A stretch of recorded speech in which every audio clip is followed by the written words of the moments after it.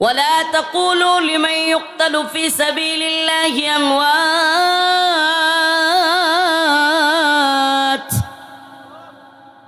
بل أحياء بل أحياء ولكن لا تشعرون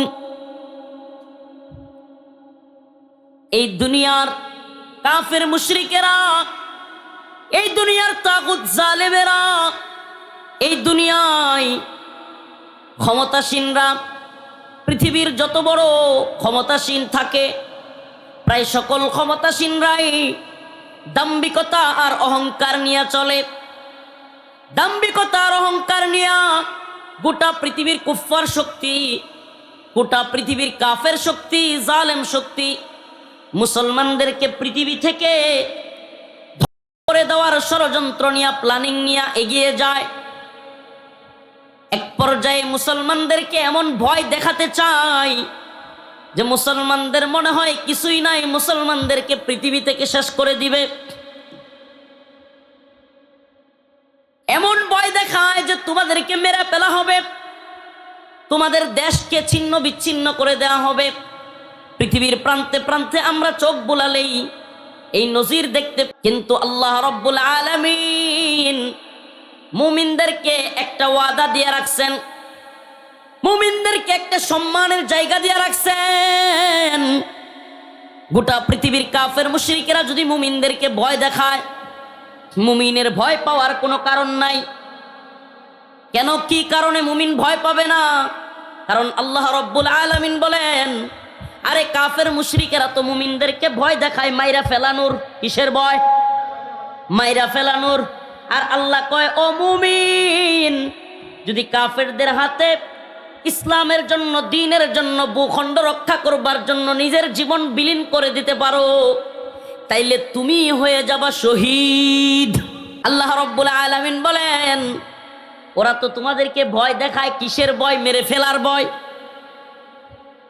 আর আল্লাহ রাসূল সাল্লাল্লাহু আলাইহি ওয়াসাল্লাম বলতেন, লাওয়াদিত্তু আন আগজুয়া ফাউকতাল সুম্মা আগজুয়া ফাউকতাল। আয় আল্লাহ, আপনি তো আমার একটা জীবন দিবেন, আমার মনে চায় আপনার করি, শহীদ হই, আবার যদি জীবন দেন আবারও শহীদ হই, আরো একটা জীবন দিলে আবার যুদ্ধ করি, আবারও শহীদ হই। তোমরা মনে করো আমাদেরকে মাইরা ফেললে আমরা ব্যর্থ, আর আমার আল্লাহ বলেন আমরা মরলেই শহীদ, আর শহীদ হইলেই সফল। ওরা মনে করে আমাদেরকে মাইরা ফেললে আমরা ব্যর্থ, কিন্তু মুমিন, আপনাদের কাছে আমার প্রশ্ন, মুমিনের শাহাদাত কি ব্যর্থতা? মুমিনের শাহাদাত কি ব্যর্থতা? বিছানায় শুয়ে মারা যাওয়া হলো ব্যর্থতা, বিছানায় হাগা, বিছানায় মুতা, ময়সিংহে বাসায় কইলাম, বিছানায় হাগ্যা মুতা মরা হইলো ব্যর্থতা। মুমিন তার জীবন দিবে আল্লাহর রাস্তায়, মুমিন তার জীবন দিবে ময়দানে। কোন মুসলিম মর্দে মুজাহিদের মৃত্যু বিছানায় কাতরাতে কাতরাতে, বিছানায় টয়লেট প্রস্রাব পায়খানা করে হয় না। আল্লাহ বলেন, ওয়ালা তাকুলু লিমান ইউকতালু ফি সাবিলিল্লাহি আমওয়াত বাল আহইয়া। তোমরা তাদেরকে মৃত মনে করো, এই দুনিয়ায় যারা আল্লাহর পথে জীবন দিয়েছে তোমরা তাদেরকে মনে করো মৃত না। আল্লাহ রাব্বুল আলামিন বলেন তাদেরকে মৃত বলাও নিষেধ, মৃত বলতে পারবেন না। আল্লাহ বলেন বাল আহইয়া, বরং তারা হলো জীবিত। সুবহানাল্লাহ বলবেন না? আল্লাহর রাস্তায় যারা জীবন দেয় তারা কি, কেমনে জীবিত? হাদিসের মধ্যে আসছে। আল্লাহ রাসূল সাল্লাল্লাহু আলাইহি ওয়াসাল্লাম বলেন, যেই ব্যক্তি এই দুনিয়ায় জীবন দিল, কি দিল? যে ব্যক্তি এই দুনিয়ায় জীবন দিল কিন্তু তার জীবনটা ভাইয়ে ভাইয়ে জমি লইয়া মারামারি কইরা না, তার জীবনটা আইল লইয়া, লাইল লইয়া, এই আইল সাড়া সাড়ি লইয়া, এই কুদালের কাটিং মাস্টার চাচারার এই কাটিংয়ের কার্য লইয়া, মুরগি চুরি লইয়া, এইটা লইয়া জীবন দেয় নাই। যারা আল্লাহর রাস্তায় জীবন দিয়েছে ইসলামের জন্য, যারা আল্লাহর রাস্তায় জীবন দিয়েছে দ্বীনের জন্য, ঈমানের জন্য, ভূখণ্ড রক্ষা করবার জন্য, আল্লাহর রাসূল বলেন এই দুনিয়া থেকে তোমরা দেখো তারা মারা গেছে, কিন্তু তারা মরে না। তাদের আত্মাটা জান্নাতের একটা সবুজ পাখির মধ্যে ঢুকায়া দেয়া হয়। এই সুবহানাল্লাহ বলেন না? জান্নাতের একটা সবুজ পাখির মধ্যে ওই আত্মা ঢুকায়া দেয়া হয়। এই দুনিয়া থেকে ওই আত্মাটা জান্নাতের একটা সবুজ পাখির মধ্যে ঢুইকা উড়তে থাকে, জান্নাতের যে কোনো জায়গায় ঘুরতে থাকে, বেড়াইতে থাকে, যে কোনো জায়গায় ঘুরে উড়ে, যা মন চায় খায়, যেখানে মন চায় যায়। এরপরে আল্লাহ পাকের আরশের নিচে ল্যাম্পপোস্টের বাতির নিচে গিয়া বসে। আল্লাহ পাক ডাক দিয়া কয়, বান্দা ও শহীদ, আর কি চাও বলো আমার প্রিয় বান্দা, আর কি চাও? এই দুনিয়ায় যারা জান্নাতে যাবে এমন কোনো ব্যক্তি নাই যে আবার দুনিয়াতে আসতে চাইবে, কিন্তু হাদিসের মধ্যে আসছে একমাত্র আল্লাহর শহীদ বান্দা জান্নাতের ভিতরে শহীদের নাজ নিয়ামত দেইকা তার মাথা ঘুরাইয়া যাবে, বলবে আল্লাহ আর কিছু চাই না। একবার জীবন দেওয়াতে আপনি যে সম্মান দিয়েছেন, একবার আপনার দ্বীনের জন্য আপনার জন্য জীবন দেওয়ার কারণে যেই সম্মান আর যেই মর্যাদা, যেই নাজ নিয়ামত দিয়েছেন, পাখির মতো পাকা লাগাইয়া দিছেন, যেখানে মন চায় যায়, আপেল, আনার, আঙ্গুর, খুরমা, বেদেনা, গরুর গোশত, হরিণের গোশত, যা মন চাই খাই। আপনার আরশের ল্যাম্পপোস্টের নিচে বসলাম, এত মর্যাদা দিলেন আল্লাহ। মনটা চায় যদি আরেকবার দুনিয়ায় পাঠাইতেন, আপনার রাস্তায় আবার জীবন দিয়ে আবার শহীদ হইতাম। সুবহানাল্লাহ। আবার যদি জীবন দিতেন আবার শহীদ হইতাম। শহীদের মিছিলে নাম লিখাতে চলো মুসলিম ভাই, শহীদের মিছিলে নাম লিখাতে চলো মুসলিম ভাই। এই তো সে কাফেলা বীরের জাতি, আজও থামেনি যার চলার গতি। এই শহীদের মিছিলে নাম লেখাইতে রাজি আছেন তো ইনশাআল্লাহ? আর হুজুর হাত তুলেন, রাজি আছেন তো ইনশাআল্লাহ? লিল্লাহি তাকবীর। আল্লাহ তাআলা আমাদের সবাইকে শহীদের মিছিলে, শহীদের কাতারে শামিল হওয়ার তৌফিক দান করুক। আর হুজুর বলেন আমিন। তাইলে আপনারা একটা ছোট্ট গল্প কইতাম। আমার আম্মা, আমার এক ভাই আছে, আমরা 5 ভাইয়ের মধ্যে এক ভাই ছিল একটু আওয়ামী লীগ গেসা, এক সময় ছিল, এখন কিন্তু তওবা করে ছেড়ে দিছে। আমরা মাঝে মাঝে 2 ভাইয়ে জেলে যাওয়ার আগে তর্ক লাগ করতাম, রাজনীতির কথাবার্তা লইয়া বিরাট তর্কাতর্কি। এক পর্যায়ে মানে একবারে বুঝেন তো, আমি হেফাজতের লোক, আওয়ামী লীগের লোক, মানে একটা ফাইট লাগ করতো প্রায়। তো এক পর্যায়ে যখন কাছাকাছি যাইতাম গা, এই মুহূর্তে আম্মা যখন বুঝল তো যে উপায় তো নাই, হ্যাঁ, এখন আম্মা দইরা রান্না করতে পারি বাধ্য হইতে রাজনীতি রাজনীতি, তাতে আমরা বাতাইব করো আয়োদুল্লাহ খাওয়াইয়া, আম্মা থামাই দিত। আমিও যাইতাম গা, কি করবো, আম্মা টাইনে লয়ে গেলে গা, তো রান্না করো যাইতাম গা। পরের দিন আম্মা আয়া, আবু, আমি তো 5 ভাইয়ের মধ্যে সবার ছোট, আবু আচ্ছা তোমার ভাই যে বাজারতে ফান আনলো এটি তো ছোটো ছোটো কে? এরপরে এই যে ফান আনছে এটি অত বলি দাম। আমি গেছি এই যে কাল রাজনীতির গপটি করতে দিছ না, যে লেফানের দাম বেড়েছে। কয় কি কেমনে? মানে আম্মাও একটু কৌতূহলী, অবাক হয়ে গেছে, কি কি কয়? আমি বলছি শোনো, এই যে গতকালকে যে রাজনীতি গপ্পটি শুরু করছিলাম, পৃথিবীব্যাপী যদি রাজনৈতিক অস্থিরতা শুরু হয়, তাইলে সবার আগে যে জিনিসটার দাম বাড়ে এটা হলো তেল। পৃথিবীব্যাপী রাজনৈতিক অস্থিরতা, সামরিক অস্থিরতা কিংবা যে কোনো সমস্যায় প্রথম যে জিনিসের দাম বাড়ে এটার নাম কি? তেল ছাড়া দুনিয়া চলে না। এক কবি কইছিল না, তেলা মাথায় তেল মারিয়া ফায়দা নেই যে লুটিয়া, তেল বিনা চলে না দুনিয়া। এই তেলা মাথায় তেল মারিয়া মানে হইলো নেতার মাথার তেল মারিয়া আর কি, মানে হইলো সামসামি করিয়া, এটারে বুঝাইছে আর কি। ফায়দা নেই যে লুটিয়া, তেল বিনা চলে না দুনিয়া। ডিজেল, মোবিল, অকটেন ফকটেন কত জাতের তেল, তেল বিনা চলে না রে ভাই এই দুনিয়ার খেল। পাম্প গেলে বুঝুন যায় খেল যে কত বড়। গত 2 দিন আগে রাগে তেল দেয়নি দেখে লাইভে আইছিলাম, তেল দেয় না, এই অবস্থা, পাম্পে তেল দেয় না। পরে লাইভে এসে বলছিলাম, মন্ত্রী একজন ওখানে বৈশা বৈশা বলতেছে কোনো পাম্পে সমস্যা নাই, সবাই তেল আছে, সব জায়গায় তেল আছে, কারো গাড়ি বন্ধ নাই। পরে আমার গাড়ি যখন বন্ধ হয়েছে আর তেল দেয় না, পরে লাইভে কইছিলাম, মন্ত্রী সাহেব আমার গাড়ি বন্ধ, কি করব? প্রিয় ভাইয়েরা আমার, তো আম্মারে বললাম, আম্মা তো হইলা যে এই জিনিসটার দাম বাড়ে, এটা হলো তেল। কি এর দাম বাড়ে? আর তেলের দাম বাড়লেই সমস্ত গাড়ি ঘোড়ার ভাড়া বাইরে যায়। ট্রাকের ভাড়াও বাড়ে না কমে? পিক আপের ভাড়া। আম্মারে কইলাম, আম্মা ট্রাকের ভাড়া বাড়লেই ট্রাক দিয়ে যে ফান্ডি রাজশাহীতে আয় না, ফানের দামও বেড়ে যায়।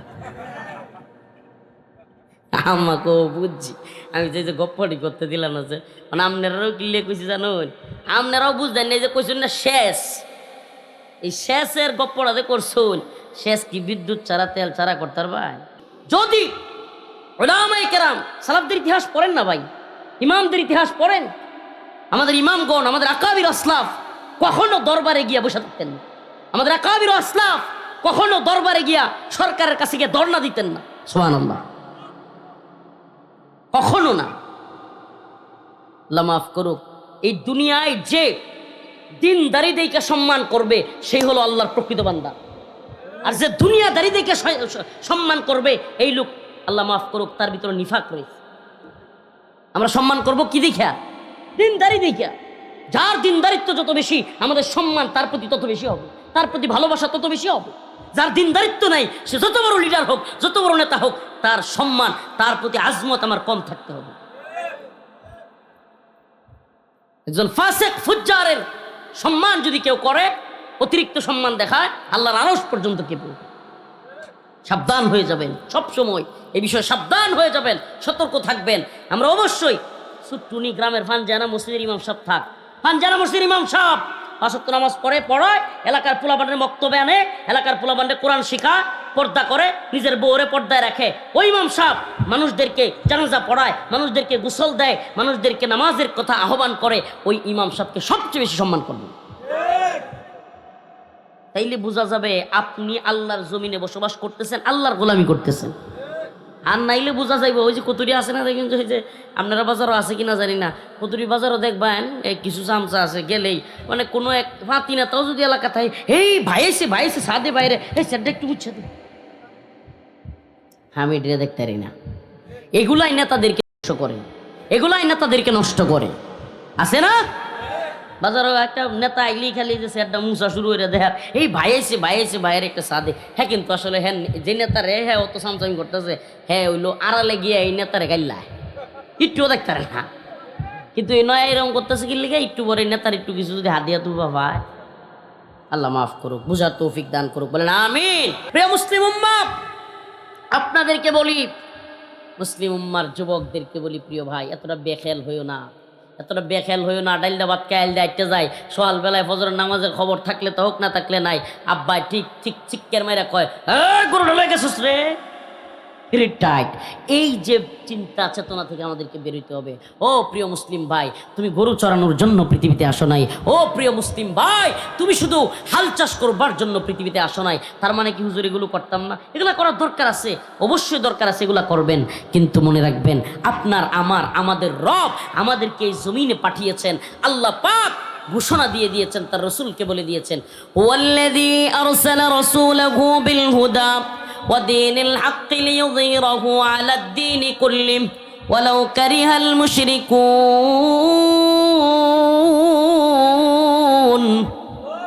আল্লাহ পাক বলেছেন, আমি আমার নবীকে সত্য দিন দিয়া হেদায়েত সহকারে পাঠাইছি। হুয়াল্লাযী আরসালা রাসূলাহু বিল হুদা ওয়া দীনিল হক লিইয়ুযহিরাহু আলাদ দীনি কুল্লি, যাতে এই জমিনে আল্লাহর দ্বীনকে সবচাইতে উপরে বিজয়ী করতে পারে। সুবহানাল্লাহ। তাহলে এই দিন আসছে বিজয়ী হওয়ার জন্য। বিজয়ী কেমনে হবে? যখন আমরা দ্বীনের প্রতি সবর করব। সবরের আলোচনায় ঢুকে যাব। সবর কয়েক প্রকার, সবর আনিল মাসিয়ত, সবর আনিল তাআত, সবর আনিল মুসিবা। সংক্ষিপ্তভাবে শেষ করব। তারপরে আছে আল্লাহ বলছেন ইয়া আইয়ুহাল্লাযীনা আমানুস্তাঈনু বিস-সাবরি ওয়াস-সালাহ। আল্লাহ বলছেন যে আল্লাহর কাছে চাওয়ার মাধ্যমটা কি হবে, তরিকাটা কি হবে।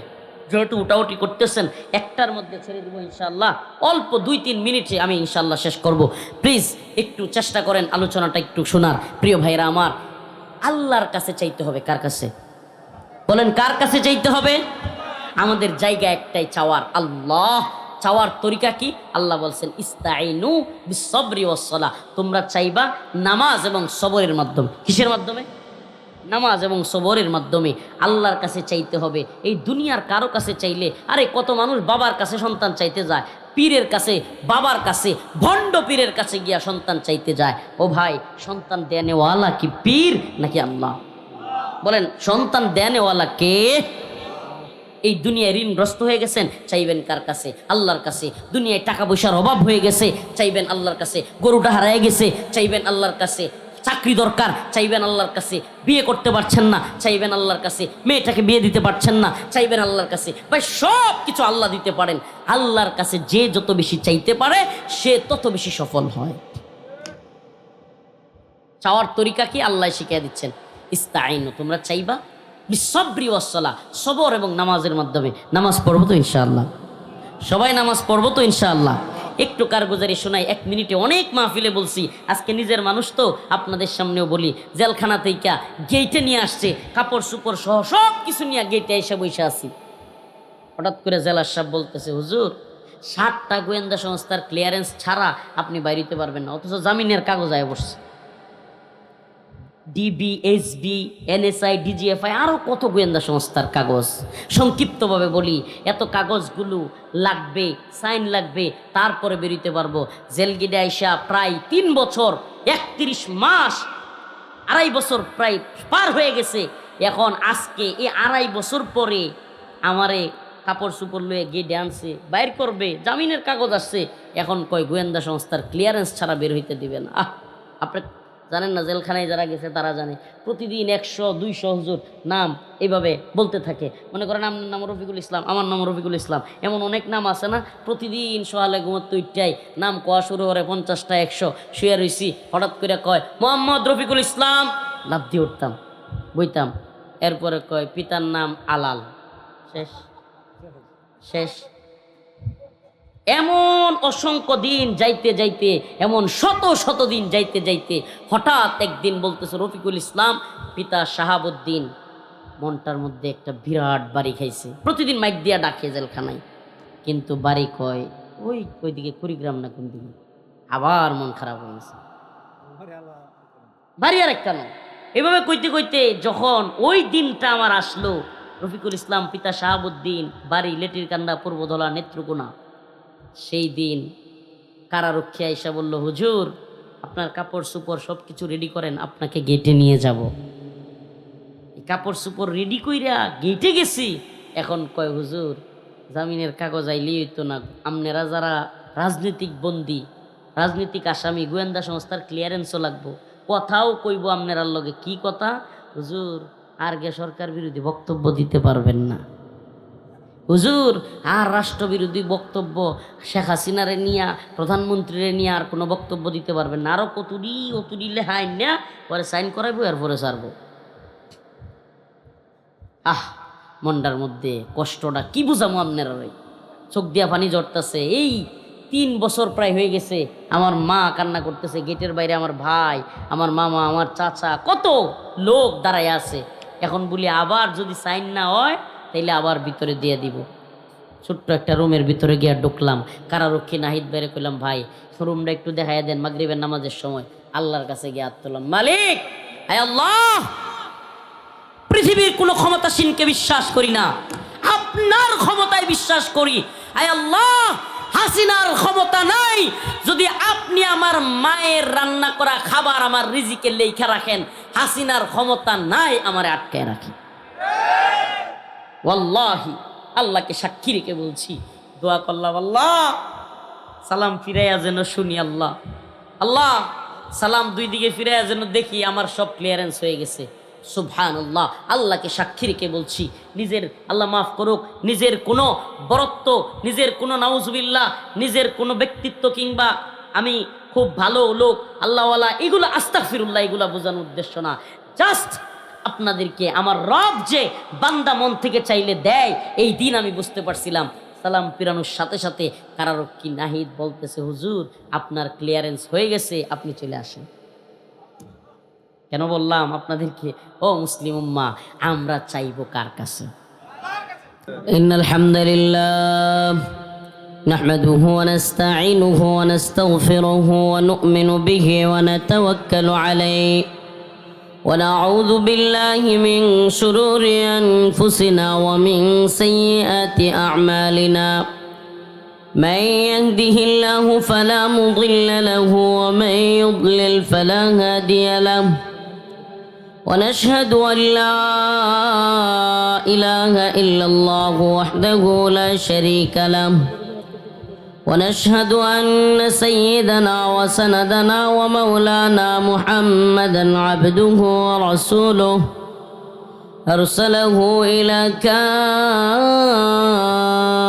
للناس بشيرا ونذيرا وداعيا إلى الله بإذنه وسراجا وقمرا منيرا. أما بعد فقد قال الله تبارك وتعالى في كلامه المجيد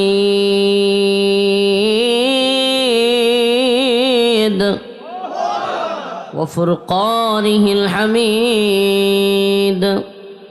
أعوذ بالله من الشيطان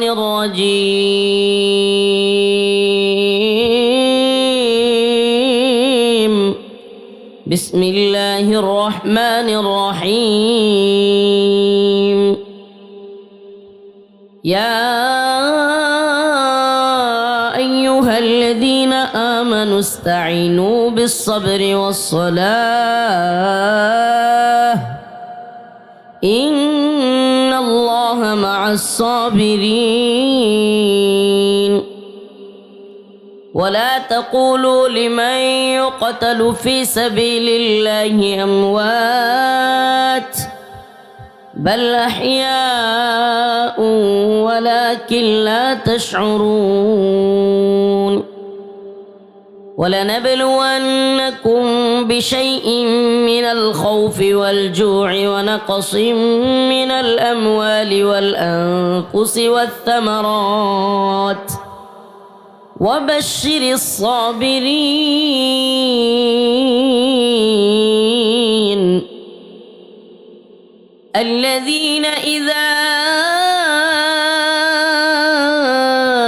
أصابتهم مصيبة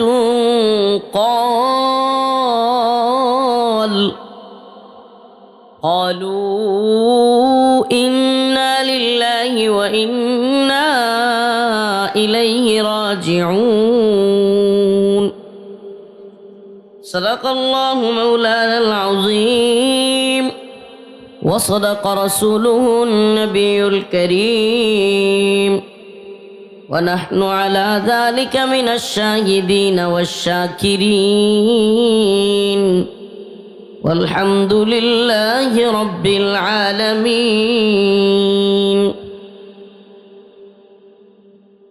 সকলে একটু দরুদ শরীফ পড়ি। আল্লাহুম্মা সাল্লি আলা মুহাম্মাদ ওয়া আলা আলি মুহাম্মাদ কামা সাল্লাইতা আলা ইব্রাহিম ওয়া আলা আলি ইব্রাহিম ইন্নাকা হামিদুম মাজিদ।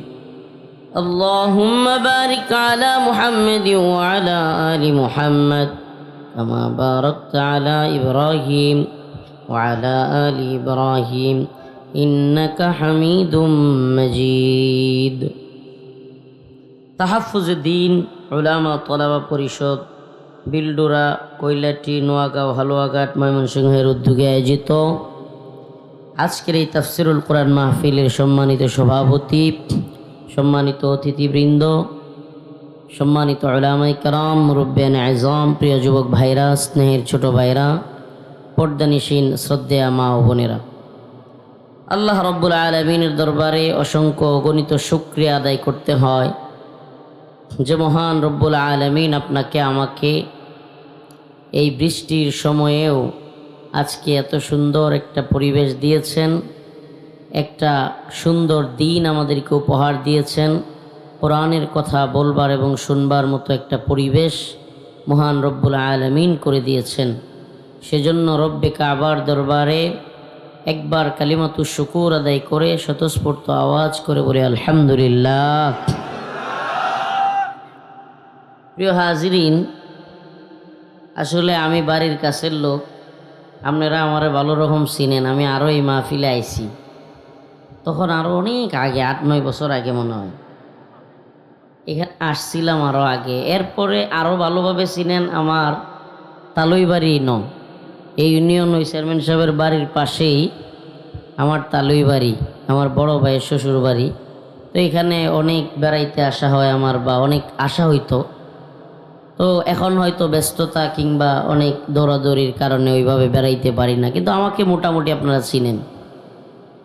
তো কাছের মানুষ হওয়ার পরেও এত দূরের বক্তারা সব উড়াই দিল আর আমারে শোয়ায় রাখলো। শেষ পর্যন্ত চেয়ারম্যান সাহেবও বক্তব্য দিল, এমপি সাহেবও দিল। এরপরে আমি সিরিয়াল পাইলাম 11টা, সেই 10:45 থেকে বসে আছি। যাক, মানে আল্লাহ মাফ করুক, দুই একটা কথা না বললেই না। আমরাই কিন্তু নেতাদেরকে ভালো বানাইতে পারি, আবার আমরাই নেতাদেরকে খারাপও বানাইতে পারি। এটা কেমনে? মনে করেন আপনারাই যে লোকটি, মনে করেন ইমরান সালে প্রিন্স সাহেব এমপি হইলে তেল মারতেন, এরাই যদি আবার ওনারাও তেল মারেন, তাইলে কিন্তু উনি যে ভালো মানুষ, এই ভালো মনুষ্যত্ব থাকবে না।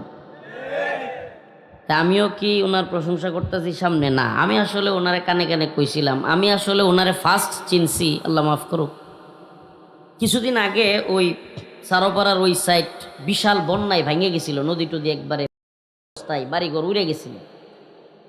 তো আমি যখন ওখানে গেছিলাম ইয়া দেখতে, মানে খাল টাল, ওখানে কিছু ত্রাণ টান নিয়ে নিজের পক্ষ থেকে, আলেমুল আমাদের পক্ষ থেকে গেছিলাম। যাওয়ার পরেই ওনার নাম শুনছি। মানে একজন নেতা এইভাবে জনমানুষের নেতা হয়, এটা আমি ওই দিন বুঝছিলাম, যে সবাই গরিব মানুষ সহ সবাই দেখলাম খালি ওনার কথা কয়।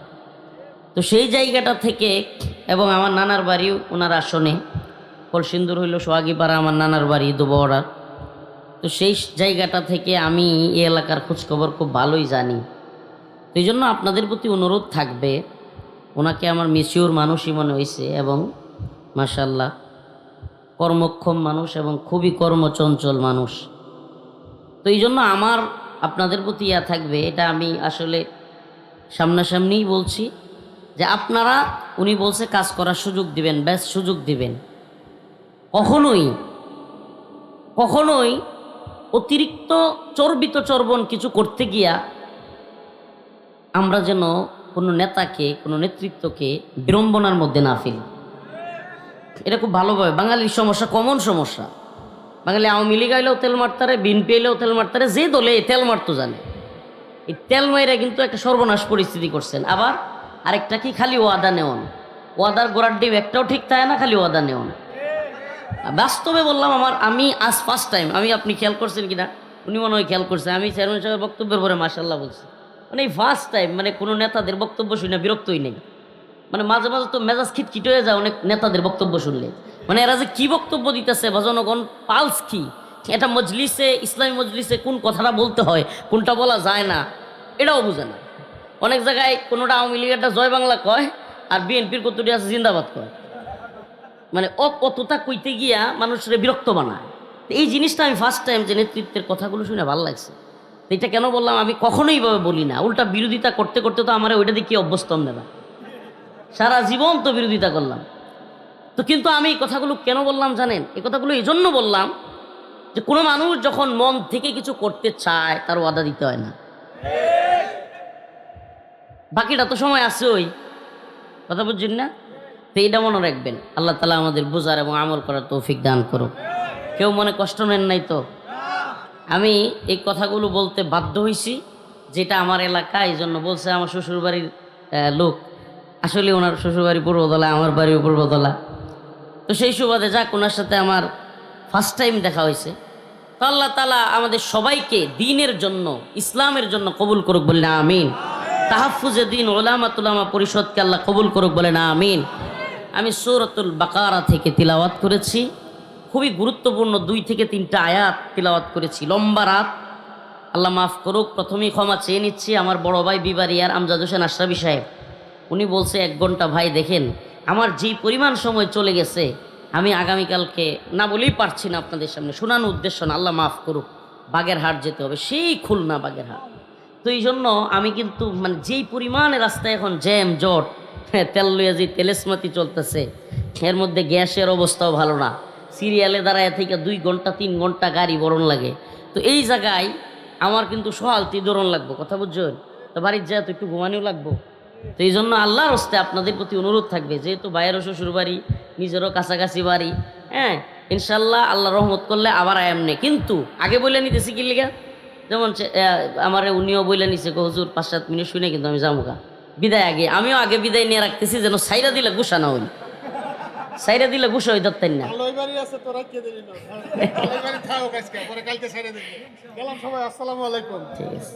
তা আমিও যদি বিদায় নেই, ঠিক আছে, আমিও যদি বিদায় নেই, গুসা হইবেন না। সব আলেমরা বক্তব্য দিছে, এখন লম্বা সময় কথা বলবার সুযোগ নাই। আয়াতে কারিমা তিলাওয়াত করেছি, ইয়া আইয়ুহাল্লাযীনা আমানু, ইয়া আইয়ুহাল্লাযীনা আমানু ইসতাঈনু বিস-সাবরি ওয়াস-সালাহ ইন্নাল্লাহা মা'আস-সাবিরিন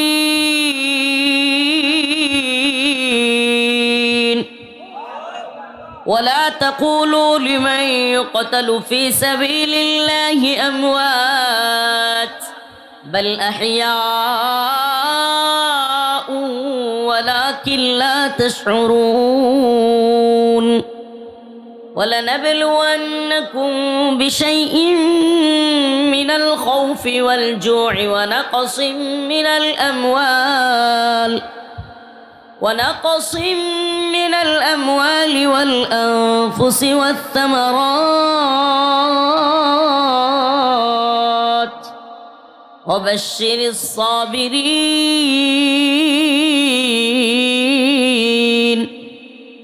আমি আপনাদের সামনে যে আয়াতগুলো তিলাওয়াত করেছি, আয়াতগুলোকে সামনে রেখে আলোচ্য বিষয়,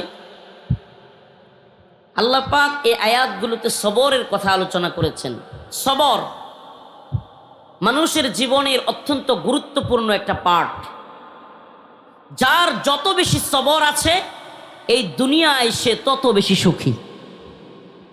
এই দুনিয়ায় যে যত বেশি সবর করতে পারে, ধৈর্য ধারণ করতে পারে, এই দুনিয়ায় সবচাইতে বেশি সুখী হইল সেই লোক। নাম্বার 2, যে বিষয় নিয়ে আপনাদের সামনে একটু কথা বলবো, আল্লাহর কাছে চাওয়ার মাধ্যম। আমরা এই দুনিয়াতে যারা আছি, এই দুনিয়ায় যা কিছু প্রয়োজন সব কিছু চাইতে হবে একমাত্র কার কাছে? 3 নাম্বার, আল্লাহ পাক এই আয়াতগুলোর মধ্যে বলেছেন মুমিনকে অবশ্যই অবশ্যই পরীক্ষা করা হবে। আরেকটা বিষয় আমার আজকের যে আয়াত তিলাওয়াত করেছি সেখানে রয়েছে, সেটা হলো শহীদের মর্যাদা। তো আমি অল্প সময়ের মধ্যেই এই আলোচনাগুলো শেষ করব ইনশাআল্লাহ। প্রথমত আমি আপনাদের সামনে যে বিষয়টা নিয়ে কথা বলতে চাই, শেষ থেকে শুরু করতে চাই। আমার রব বলেছেন, আমার রসুল বলেছেন, মুমিন যদি কাফেরের আঘাতে মারা যায় শহীদ হয়ে যাব। আর শহীদের ফজিলত তো একটু আগেই বললাম, আল্লাহ রসুলও বলেছেন, আল্লাহ তাআলাও বলেছেন। অতএব আমরা শহীদ হইতে চাই, তবুও আল্লাহর গোলামি করব, পৃথিবীর কোনো তাগুতের গোলামি আমরা করব। এরপরে আল্লাহ বলছেন, ওয়ালানাবলুওয়ান্নাকুম বিশাইইম মিনাল খাউফি ওয়াল জুউ ওয়া নাকসিম মিনাল আমওয়ালি ওয়াল আনফুসি ওয়াত তামারাত ওয়া বাশশিরিস সাবিরিন। আল্লাহ পাক বলেছেন, নিশ্চয়ই অবশ্যই অবশ্যই তোমাদেরকে পরীক্ষা করা হবে। আমরা দুনিয়াতে আইসি পরীক্ষা দেওয়ার লাগে, সুবহানাল্লাহ কইতেন। আচ্ছা, পরীক্ষার হলে ঢুকিয়া যদি কেউ স্যার রে কয়, স্যার এটা কি প্রশ্ন করছেন, এটা হইল আল্লাহ তো বলছে ওয়ালা নাবলুওয়ান্নাকুম বিশাইইম মিনাল খাউফ ওয়াল জু' ওয়া নাকসিম মিনাল আমওয়াল ওয়াল আনফুসি ওয়াস সামারাত। অবশ্যই অবশ্যই তোমাদেরকে পরীক্ষা করা হবে, তোমাদের জান নিয়ে নেওয়ার পরীক্ষা করা হবে, তোমাদেরকে ভয় দেখায় পরীক্ষা করা হবে, তোমাদের মাল ধ্বংস করে দেয়া পরীক্ষা করা হবে, অনেক কিছু দিয়া তোমাদেরকে জোর ক্ষুধা দরিদ্রতা এগুলো দিয়া তোমাদেরকে পরীক্ষা করা হবে। আল্লাহ পাক আমাদেরকে পরীক্ষা করবেন, আমাদেরকে সবর করতে হবে। আল্লাহ আমাদেরকে কি করবেন? পরীক্ষা করবেন, আমাদেরকে সবর করতে হবে। আল্লাহর কাছে সবরের সাথে নামাজের সাথে আল্লাহর কাছে চাওয়ার তৌফিক আমাদেরকে সবাইকে আল্লাহ দান করুক, বলেন আমিন। ওয়া আখিরু দাওয়ানা আনিল হামদুলিল্লাহি রাব্বিল আলামিন। আসসালামু আলাইকুম ওয়া রাহমাতুল্লাহি ওয়া বারাকাতুহু। খাস করে দোয়া চেয়ে বিদায় নিলাম, হুজুর দোয়াটা করেন।